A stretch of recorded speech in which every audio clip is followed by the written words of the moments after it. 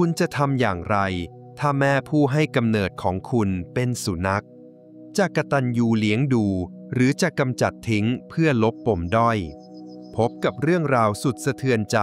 ของสองพี่น้องฝาแฝดที่เลือกเส้นทางเดินต่างกันราวฟ้ากับเหว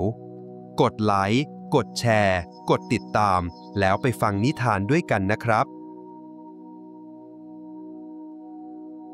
กาลครั้งหนึ่งนานมาแล้วณป่าดงดิบอันไกลโพ้นที่ปกคลุมไปด้วยม่านหมอกและความเงียบสงัดมีสุนัขเพศเมียตัวหนึ่งที่มีขนสีดำสนิทตลอดทั้งตัวหรือเรียกง่ายๆว่าหมาแม่ดำอาศัยหลับนอนอยู่ใต้ถุนกระท่อมของพระฤาษีผู้ทรงศีลจาริกแสวงบุญด้วยความหิวโหยในแต่ละวันหมาแม่ดำจึงประทังชีวิตด้วยการกินข้าวก้นหม้อที่พระฤาษีเหลือทิ้งไว้ให้แต่ทว่าข้าวนั้นไม่ใช่ข้าวธรรมดาหากเป็นข้าวทิพย์ที่เปี่ยมด้วยมนตราศักดิ์สิทธิ์จนก่อเกิดปาฏิหาริย์ขึ้นในท้องของหมาแม่ดำวันหนึ่งหมาแม่ดำได้เจ็บท้องอย่างรุนแรงและคลอดลูกออกมาไม่ใช่ลูกสุนัขดังเช่นเผ่าพันธุ์แต่กลับกลายเป็นทารกมนุษย์เพศหญิงฝาแฝด2 คนที่มีผิวพรรณขาวผ่องและหน้าตาน่ารักน่าชังราวกับตุ๊กตาปั้นพระฤาษีเมื่อได้เห็นเหตุอัศจรรย์เช่นนั้นจึงเกิดความเมตตาและตั้งชื่อกับเด็กน้อยทั้งสองแฝดผู้พี่มีชื่อว่าแก้วส่วนแฝดผู้น้องมีชื่อว่าขวัญแม้จะมีร่างเป็นเดรัจฉานแต่หัวใจของความเป็นแม่นั้นยิ่งใหญ่เกินกว่าสิ่งใดหมาแม่ดำเฝ้าฟูมฟักเลี้ยงดูลูกน้อยทั้งสองด้วยความรักสุดหัวใจมันเพียรพยายามออกหาผลไม้และอาหารป่ามาป้อนคอยนอนขดตัวให้ความอบอุ่นแทนผ้าห่มและเห่าหอนขับไล่สัตว์ร้ายไม่ให้เข้ามากล้ำกลายลูกรักทั้ง2 คนวันเวลาล่วงเลยผ่านไปจากทารกน้อยเติบใหญ่กลายเป็นหญิงสาววัยแรกแย้มที่งดงามสะพรั่งไปทั้งป่าแก้วพี่สาวคนโตนั้นมีจิตใจที่อ่อนโยนและกตัญญูนางรักหมาแม่ดำดั่งดวงใจไม่เคยรังเกียจที่จะกอดจูบหรือคอยหาเห็บหมัดและอาบน้ำเช็ดตัวให้ผู้มีพระคุณผู้ให้กำเนิดผิดกับขวัญน้องสาวคนเล็กที่ยิ่งโตขึ้นก็ยิ่งมีความทะเยอทะยานและรักสวยรักงามนางรู้สึกอับอายขายขี้หน้าทุกครั้งที่ต้องบอกใครต่อใครว่าแม่ของตนเป็นเพียงหมาแม่ดำที่ดูสกปรก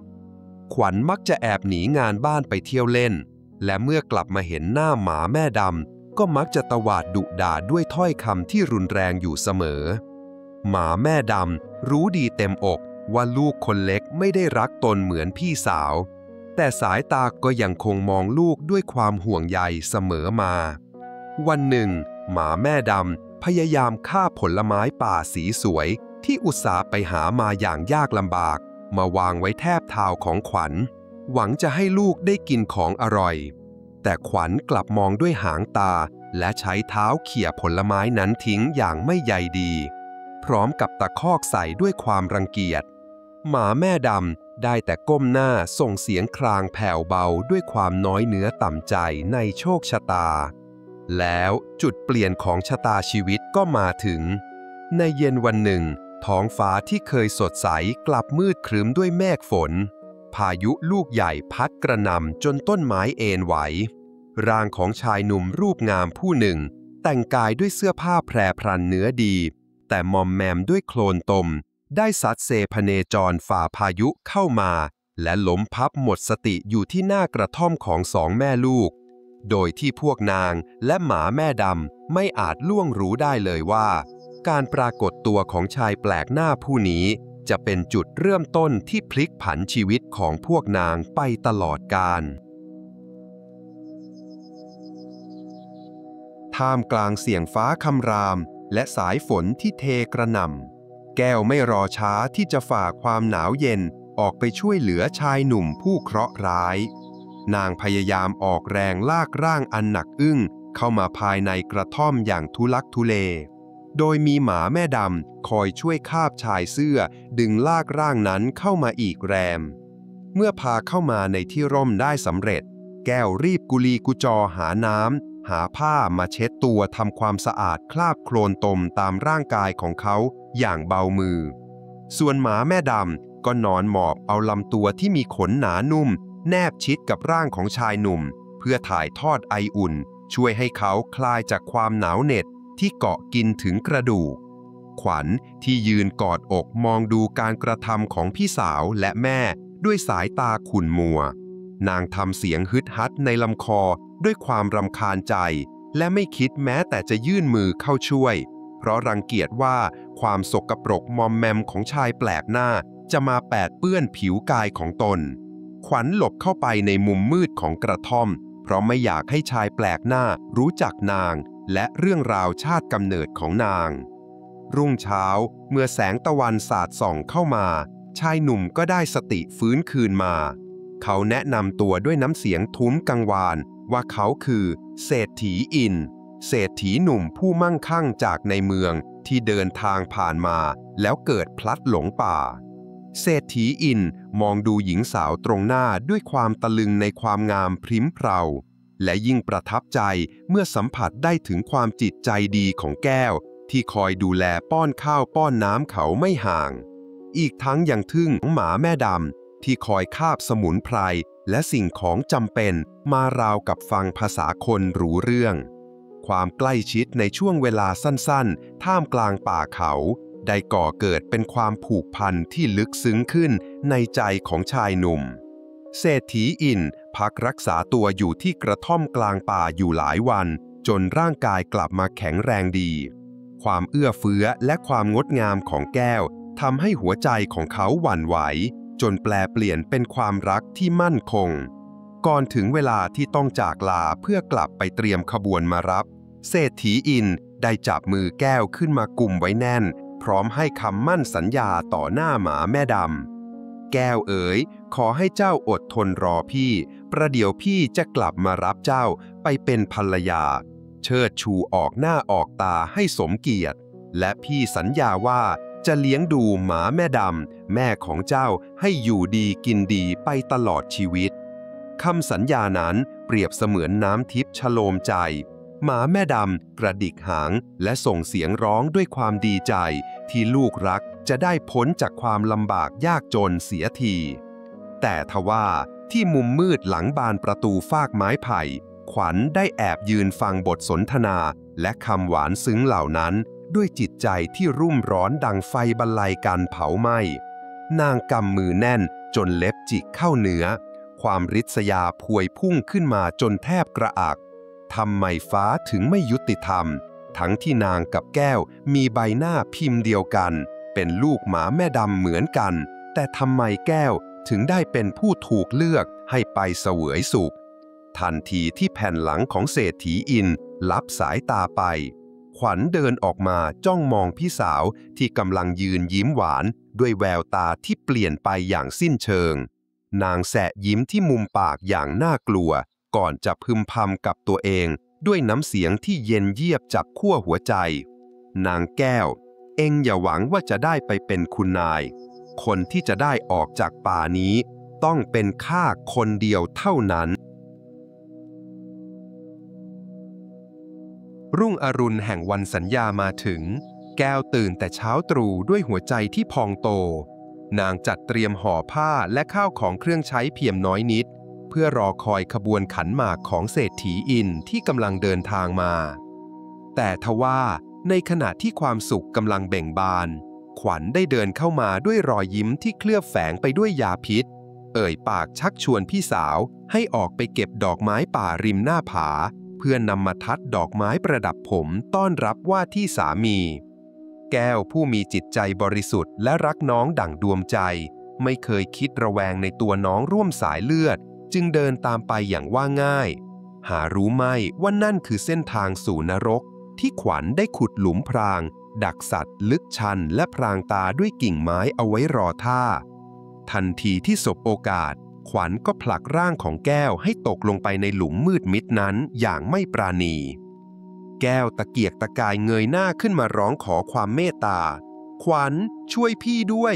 แต่สิ่งที่ได้รับกลับมาคือเสียงเยาะหยันที่เสียดแทงหัวใจ ขวัญก้มมองพี่สาวที่ก้นหลุมด้วยแววตาอำมหิตดุจปีศาจร้ายแล้วเอ่ยถ้อยคำเชื่อดเฉือนว่าพี่จงนอนเน่าตายเป็นผีเฝ้าป่าอยู่ที่นี่เถอะวาสนาคุณนายเศรษฐีข้าจะเป็นคนรับไว้เองสิ้นเสียงคำรามขวัญก็สะบัดหน้าวิ่งกลับไปที่กระท่อมโดยไม่หันกลับมามองอีกเลยนางรีบผลัดเปลี่ยนเสื้อผ้าสวมรอยเป็นพี่สาวรอคอยการมาถึงของชายหนุ่มอย่างใจจดใจจ่อเมื่อขบวนรถม้าอันวิจิตรของเศรษฐีอินเคลื่อนมาถึงหน้ากระท่อมขวัญในคราบของแก้วก็แสร้งทำเป็นเอียงอายเดินออกมาต้อนรับนางอุ้มหมาแม่ดำขึ้นรถม้าไปด้วยเพื่อให้สมบทบาทลูกกตัญญูตามที่เศรษฐีเคยเห็นแต่ลับหลังสายตาของชายหนุ่มขวัญกลับแอบใช้นิ้วหยิกเนื้อหนังและขู่เข็นหมาแม่ดำจนเจ็บปวดเพื่อบังคับให้มันหุบปากเงียบห้ามส่งเสียงพิรุธใดๆออกมาหมาแม่ดำน้ำตาซึมได้แต่นอนตัวสั่นเทาด้วยความหวาดกลัวไม่กล้าแม้แต่จะครางออกมาให้ลูกเขยได้ยินทางด้านแก้วด้วยความรักตัวกลัวตายและเป็นห่วงแม่นางรวบรวมแรงเฮือกสุดท้ายที่มีตะเกียกตะกายปีนป่ายขึ้นมาจากก้นหลุมลึกด้วยมือเปล่าจนเลือดอาบฝ่ามือเมื่อขึ้นมาได้สำเร็จนางรีบวิ่งโซซัดโซเซกลับมาที่กระท่อมหวังจะได้เห็นหน้าแม่และน้องแต่ภาพที่เห็นคือความว่างเปล่าเหลือเพียงความเงียบงันและรอยล้อที่ทิ้งร่องรอยการจากไปไกลลิบแล้วแก้วกอดเสาเรือนร้องไห้โฮออกมาด้วยความเจ็บปวดรวดร้าวที่ถูกน้องในไส้หักหลังและทิ้งให้เผชิญชะตากรรมเพียงลำพังส่วนเศรษฐีอินที่นั่งเคียงคู่มากับหญิงคนรักบนรถม้าเริ่มสังเกตเห็นความผิดปกติบางอย่างหญิงสาวที่เคยอ่อนโยนดั่งน้ำทิพย์เหตุใดวันนี้จึงมีกิริยากระด้างวาจาห้วนและแววตาที่แข็งกร้าวผิดวิสัยดูหงุดหงิดงุ่นง่านแม้กระทั่งกับแม่หมาของตัวเองเขาได้แต่เก็บความสงสัยไว้เงียบๆพลางคิดปลอบใจตัวเองว่าตนอาจจะคิดมากไปเองหรือหญิงสาวตรงหน้าได้เปลี่ยนไปแล้วจริงๆเมื่อได้เข้ามาเสวยสุขอยู่ในคฤหาสน์หรูหรากลางเมืองขวัญในคราบของแก้วก็หลงระเริงในอำนาจวาสนาจนลืมกำพืชเดิมนางใช้จ่ายเงินทองของเศรษฐีอินอย่างสุรุ่ยสุร่ายราวกับเบี้ยใบ้ซื้อหาอาภรณ์แพรพันและเครื่องประดับราคาแพงมาประโคมใส่ตัวไม่เว้นแต่ละวันสำยังวางก้ามใหญ่โตข่มเหงบ่าวไพร่จนหัวหดกันไปหมดผิดกับชะตากรรมของหมาแม่ดำผู้เป็นแม่บังเกิดเกล้าที่ถูกนำไปขังลืมไว้ในกรงแคบๆสกปรกท้ายสวนหลังบ้านข้าวปลาอาหารดีๆที่เคยได้รับปากว่าจะเลี้ยงดูตามคำสัญญาของลูกเขยก็ถูกกีดกันโดยภรรยาตัวปลอมเหลือเพียงเศษข้าวบูดเน่าที่ขวัญสั่งให้คนเอามาโยนให้กินกันตายไปวันๆหมาแม่ดำผอมโซจนเห็นซี่โครงได้แต่นอนซึมมองไปทางตึกใหญ่ด้วยความหวังว่าลูกจะมาหาแต่ก็ไร้วี่แวววันหนึ่งเศรษฐีอินแอบเดินลัดเลาะมาที่หลังบ้านด้วยความเวทนาสงสารเมื่อเห็นสภาพอันน่าสังเวชของแม่ยายในร่างสุนัขเขาก็อดทนไม่ได้เอื้อมือไปลูบหัวมันเบาๆแล้วรำพึงรำพันออกมาด้วยความกลัดกลุ้มว่าโธ่แม่จ๋าทำไมหนูแก้วถึงเปลี่ยนไปได้ขนาดนี้ไม่รักไม่ห่วงแม่เหมือนแต่ก่อนเลยหรือว่านางจะไม่ใช่นางฟ้าคนเดิมของข้าเสียแล้วหารู้ไหมว่าขวัญที่คอยลอบจับตามองพฤติกรรมสามีอยู่หลังพุ่มไม้ได้ยินทุกถ้อยคำความหวาดกลัวว่าจะถูกจับได้แล่นพล่านไปทั่วร่างดั่งไฟลามทุ่งนางรู้ดีว่าขืนปล่อยให้หมาแม่ดำยังมีชีวิตอยู่ความลับเรื่องชาติกำเนิดและการสวมรอยของนางจะต้องแตกเพลาะออกมาสักวันด้วยจิตใจที่มืดบอดด้วยกิเลสและความเห็นแก่ตัวขวัญตัดสินใจกระทำการอันเลวร้ายที่สุดในชีวิตลูกคนหนึ่งนางเรียกคนใช้ผู้ชายที่มีนิสัยใจคอโหดเหี้ยมเข้าพบในที่ลับตาคนพร้อมยัดเงินถุงใหญ่ใส่มือแล้วสั่งด้วยน้ำเสียงเหี้ยมเกรียมว่าเอามันไปใส่กระสอบแล้วเอาไปถ่วงน้ำที่แม่น้ำใหญ่เดี๋ยวนี้เอาให้มั่นใจว่ามันตายสนิทอย่าให้มันรอดกลับมาเห่าหอนให้ข้ารำคาญใจได้อีก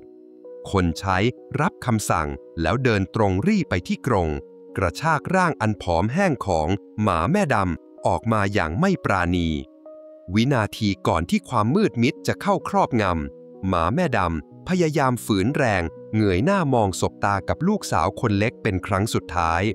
แววตานั้นเปี่ยมด้วยความตัดพ้อและคำถามว่าแม่ผิดอะไรหรือลูกแต่ขวัญกลับสะบัดหน้าหนีอย่างเย็นชาร่างของแม่ผู้ให้กำเนิดถูกยัดลงไปในกระสอบป่านหยาบๆมัดปากแน่นหนาแล้วถูกลากออกไปจากคฤหาสน์ราวกับขยะชิ้นหนึ่งที่ไร้ค่าเมื่อคนใช้ใจบาปแบกกระสอบมาถึงริมแม่น้ำใหญ่ที่กระแสน้ำไหลเชี่ยวกรากมันยกกระสอบขึ้นเหนือหัวเตรียมจะโยนลงไปเพื่อจบงานตามคำสั่งแต่แล้วจู่ๆท้องฟ้าที่เคยสว่างไสวก็กลับวิปริตแปรปรวนลมพายุพัดกระโชกแรงราวกับฟ้าดินลงโทษเสียงฟ้าร้องคำรามกึกก้องจนแผ่นดินสะเทือนคนใช้เสียหลักลื่นถลายพลัดตกลงไปในแม่น้ำพร้อมกับกระสอบในมือร่างของมันตะเกียกตะกายว่ายน้ำหนีตายอย่างทุลักทุเลส่วนกระสอบค่อยๆหายวับไปกับเกลียวคลื่นอันบ้าคลั่งหลังจากที่แก้วร้องไห้จนน้ำตาแทบเป็นสายเลือดนางตัดสินใจรวบรวมความกล้าก้าวออกจากป่าดงดิบเพื่อออกตามหาแม่และน้องสาวผู้เป็นดั่งดวงใจนางเดินเท้าแรมรอนมาจนถึงริมแม่น้ำใหญ่ที่กระแสน้ำไหลเชี่ยวกรากสายตาของนางเหลือบไปเห็นกระสอบใบเก่าลอยตุ๊บป่องอยู่กลางน้ำสัญชาตญาณลูกบอกให้นางรู้ทันทีว่าเกิดเรื่องร้ายแรงขึ้นกับหมาแม่ดำนางรีดเค้นเสียงร้องไห้โฮออกมาปานจะขาดใจตายแม่จ๋าอย่าทิ้งลูกไปเสียงร่ำไห้ของลูกกตัญญูที่เปี่ยมด้วยความรักอันบริสุทธิ์ได้ดังก้องกังวานไปไกลจนถึงโสตประสาทของพระฤาษีผู้ทรงศีลในป่าท่านยังรู้ด้วยทิพเนตรจึงรีบเหาะเหินเดินอากาศมาปรากฏกายขึ้นที่ริมฝั่งน้ำทันทีพระฤาษีแพ่งกระแสจิตใช้อิทธิฤทธิ์ดึงเอากระสอบใบนั้นให้ลอยพ้นน้ำขึ้นมาบนฝั่งร่างของหมาแม่ดำที่เปียกโชกและหายใจรวยรินถูกนำออกมาท่านหยิบขันน้ำมนต์ศักดิ์สิทธิ์ขึ้นมาพรมลงไปที่ร่างของสุนัขผู้จงรักภักดีพลางร่ายเวทมนต์คาถาฉบับโบราณทันใดนั้นสิ่งมหัศจรรย์ก็บังเกิดขนสีดำสนิทที่เคยปกคลุมร่างค่อยๆหลุดร่วงปลิวหายไปกับสายลมร่างกายที่เคยเป็นสัตว์เดรัจฉานแปลเปลี่ยนสภาพกลายเป็นหญิงสูงวัยที่มีผิวพรรณผ่องใสหน้าตาอิ่มเอิบใจดีและมีรัศมีแห่งความเมตตาเปล่งประกายออกมาแก้วแทบไม่เชื่อสายตาตัวเองนางโผเข้าแทบเท้าแม่บังเกิดเกล้าในร่างมนุษย์ด้วยความปิติยินดีสองแม่ลูกโผเข้ากอดกันกลมร้องไห้ด้วยความตื้นตันใจที่รอดพ้นจากความตายมาได้พระฤาษียิ้มด้วยความเมตตาก่อนจะเอ่ยสอนว่าบัดนี้กรรมเก่าของเจ้าได้ชดใช้จนหมดสิ้นแล้วจากนี้ไปจงใช้ชีวิตในร่างมนุษย์สร้างแต่บุญกุศลและความดีสืบต่อไปเถิดเมื่อสิ้นคำพระฤาษีก็หายวับไปกับสายลมทิ้งให้สองแม่ลูกได้เริ่มต้นชีวิตใหม่ทั้งคู่พากันเดินทางออกจากป่ามุ่งหน้าไปตายเอาดาบหน้าจนได้ไปพบหมู่บ้านแห่งหนึ่งที่ดูอุดมสมบูรณ์จึงตัดสินใจปักหลักสร้างกระท่อมเล็กๆและทำมาหากินอยู่ที่นั่นอย่างสงบสุขโดยที่พวกนางหารู้ไม่เลยว่าชะตากรรมกำลังเล่นตลกกับชีวิตอีกครั้งเพราะหมู่บ้านแห่งนี้คือที่ตั้งของตลาดใหญ่ซึ่งมีเศรษฐีอินเป็นเจ้าของกรรมสิทธิ์และพรหมลิขิตกำลังหมุนกงล้อเหวี่ยงให้พวกเขาต้องกลับมาเผชิญหน้ากันอีกคราณตลาดสดกลางหมู่บ้านที่คึกคักไปด้วยผู้คนแก้วและแม่ซึ่งบัดนี้อยู่ในรูปลักษณ์ของหญิงสูงวัยผู้ใจดีได้เช่าแผงเล็กๆเพื่อขายผักสดที่พวกนางช่วยกันปลูกด้วยน้ำพักน้ำแรงด้วยความซื่อสัตย์และรอยยิ้มที่จริงใจประกอบกับผักที่สดกรอบสวยงามทำให้ร้านของสองแม่ลูกขายดิบขายดีจนเป็นที่เล่าลือไปทั่วตลาด เสียงร่ำลือนี้ดังไปเข้าหูของเศรษฐีอินเจ้าของตลาดหนุ่มที่มาเดินตรวจตราความเรียบร้อยเขาจึงตัดสินใจเดินลัดฝูงชนเข้ามาดูด้วยตาตนเองทันทีที่สายตาของเศรษฐีอินประสานเข้ากับแม่ค้าสาวหน้าหวานหัวใจของเขาก็กระตุกวูบราวกับหยุดเต้นชายหนุ่มยืนตะลึงงันอยู่กลางวงล้อมของผู้คนเพราะหญิงสาวตรงหน้านั้นคือแก้วหญิงสาวผู้เป็นรักแรกพบของเขาอย่างไม่ต้องสงสัยแววตาที่สุกสกาวอ่อนโยนและเปี่ยมด้วยความเมตตาคู่นั้นช่างแตกต่างจากแววตาแข็งกระด้างของภรรยาที่รออยู่ที่บ้านอย่างสิ้นเชิงเศรษฐีอินพยายามข่มความตื่นเต้นสงสัยไว้ในใจแล้วแสดงทำทีเป็นลูกค้าเข้าไปเลือกซื้อผักเพื่อหาโอกาสพูดคุยเมื่อได้สนทนาเพียงไม่กี่คำเขาก็มั่นใจเต็มร้อยว่านี่คือแก้วตัวจริงเสียงจริงแก้วได้เล่าเรื่องราวความทุกข์ยากที่ผ่านมาให้เขาฟังและดีใจที่หมาแม่ดำได้หลุดพ้นจากบ่วงกรรมสักที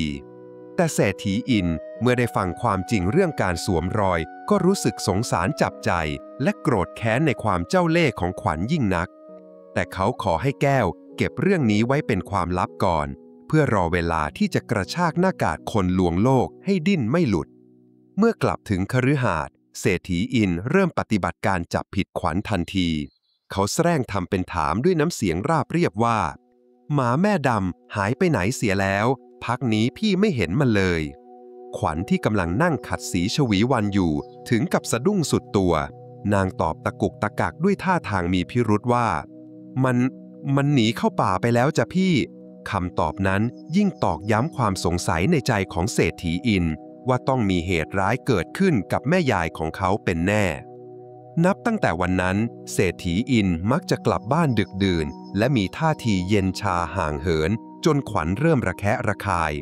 ความหึงหวงและระแวงว่าสามีจะมีหญิงอื่นทำให้นางตัดสินใจสะกดรอยตามเขาออกจากบ้านในเช้าวันรุ่งขึ้นขวัญแอบซุ่มดูอยู่หลังเสาต้นใหญ่ในตลาดสายตาจับจ้องไปที่สามีจนกระทั่งภาพที่ปรากฏเบื้องหน้าทำให้นางแทบช็อกตาเบิกโพลงด้วยความตกตะลึงเลือดในกายฉีดพล่านขึ้นหน้าด้วยความโกรธแค้นสุดขีด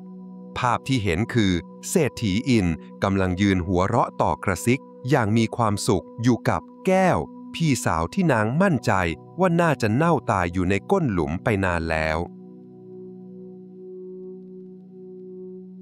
ขวัญยืนตัวสั่นเทาด้วยความโกรธแค้นจนแทบควบคุมสติไม่อยู่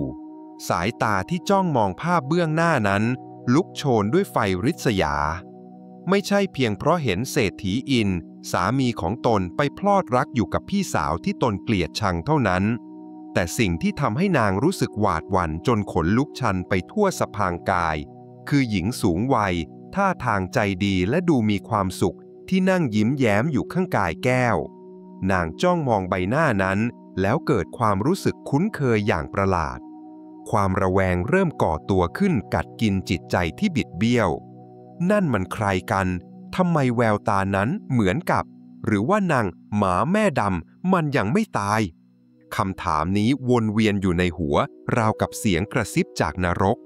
หากมันรอดมาได้ความลับเรื่องการกระทำอันชั่วช้าทั้งหมดของนางจะต้องถูกเปิดโปงด้วยความฟุ้งซ่านและจิตใจที่ไม่อยู่กับเนื้อกับตัวขวัญตัดสินใจละทิ้งการสะกดรอยตามสามีแล้วรีบบึ่งรถม้ากลับไปยังสถานที่เกิดเหตุณริมแม่น้ำใหญ่จุดที่นางเคยสั่งให้คนใช้เอากระสอบถ่วงน้ำเมื่อหลายวันก่อนนางต้องการหลักฐานยืนยันความตายให้แน่ใจเพื่อดับความกลัวในใจขวัญตะโกนสั่งบ่าวไพร่เสียงดังลั่นด้วยความเกรี้ยวกราดพวกเองลงไปงมหาเดี๋ยวนี้ไปหาซากกระสอบเน่าๆนั่นขึ้นมาให้ข้าดูให้เห็นกับตาเหล่าคนใช้ต่างกระโดดลงน้ำดำผุดดำว่ายงมหากันจนเหนื่อยหอบแต่ทว่าไม่พบสิ่งใดเลยแม้แต่เศษซากกระสอบหรือโครงกระดูกก็ไม่มีความว่างเปล่านี้กลับกลายเป็นเชื้อเพลิงชั้นดีที่โหมกระพือความหวาดกลัวในใจขวัญให้ลุกโชนรุนแรงยิ่งขึ้นถ้าหาไม่เจอแสดงว่ามันยังไม่ตายถ้ามันไม่ตายมันต้องกลับมาแก้แค้นข้าแน่ทันใดนั้นบรรยากาศรอบกายที่เคยสว่างไสวก็กลับมืดครึ้มลงอย่างกระทันหัน เมฆฝนก้อนมหึมาเคลื่อนตัวเข้ามาบดบังแสงตะวันจนมืดมิดราวกับกลางคืนสายลมพัดกระโชกแรงจนยอดไม้ไหวเอ็นส่งเสียงหวีดหวิวราวกับเสียงกรีดร้องของวิญญาณร้ายเสียงหมาหอนโหยหวนดังแว่วมาตามสายลมจากทุกทิศทุกทางเยือกเย็นจับขั้วหัวใจสติของขวัญเริ่มขาดผึงนางเริ่มมองเห็นภาพหลอนจากจิตปรุงแต่ง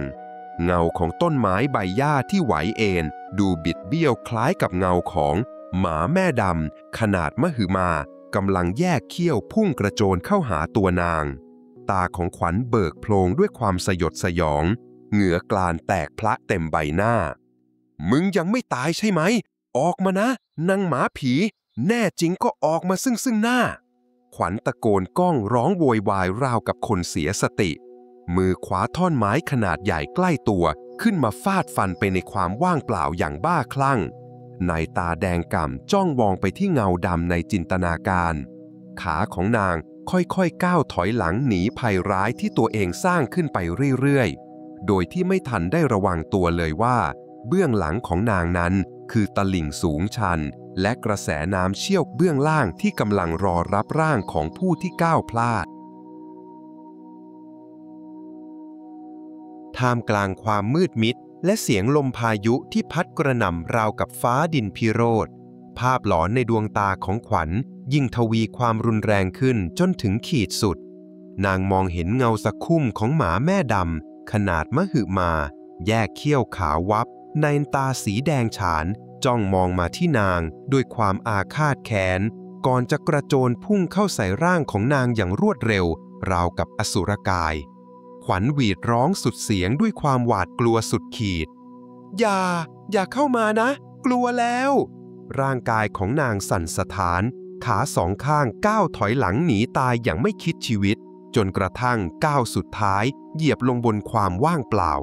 ดินริมตลิ่งที่ชุ่มน้ำส่งร่างของหญิงสาวผู้มีจิตใจริษยาให้ร่วงหล่นลงสู่แม่น้ำสายใหญ่เบื้องล่างอย่างรวดเร็วแม่น้ำสายเดียวกับที่นางเคยสั่งให้คนนำแม่ผู้ให้กำเนิดมาถ่วงน้ำหวังฆ่าให้ตายเสียงกรีดร้องของขวัญเงียบหายไปเมื่อร่างกระแทกกับผิวน้ำอย่างรุนแรงบรรดาคนใช้ที่ยืนตะลึงอยู่พยายามวิ่งกรูเข้ามาช่วยแต่ทว่ากระแสน้ำที่เชี่ยวกรากและมืดมิดได้กลืนกินร่างของนางหายไปในพริบตาไม่เหลือโอกาสแม้แต่จะให้สั่งเสียหรือกล่าวคำขอขมาลาโทษ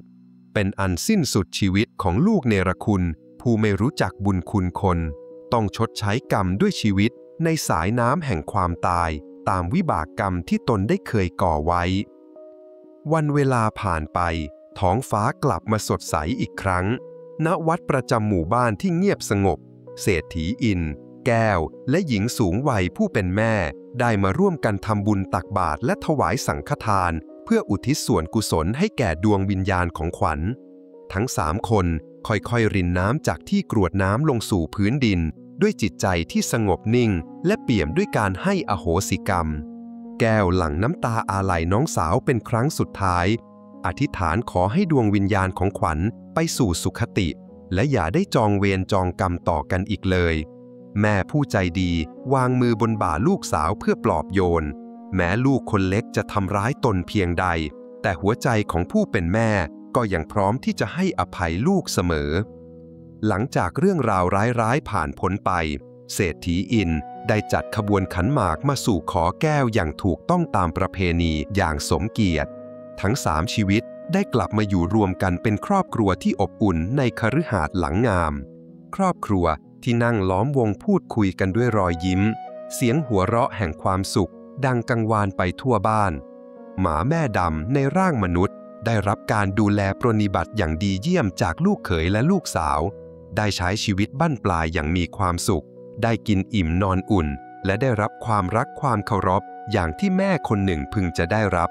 ไม่ต้องหลบซ่อนหรือเจียมตัวเป็นเดรัจฉานต่ำต้อยอีกต่อไปนิทานเรื่องนี้สอนให้รู้ว่าร่างกายภายนอกไม่ได้บอกค่าของคนแต่ความกตัญญูและจิตใจที่ดีงามต่างหากคือคุณค่าที่แท้จริงใครที่คิดร้ายต่อผู้มีพระคุณ ย่อมหนีไม่พ้นเงามืดของบาปกรรมที่ตนสร้างไว้ ขอบคุณที่รับฟังนิทานเรื่องนี้นะครับ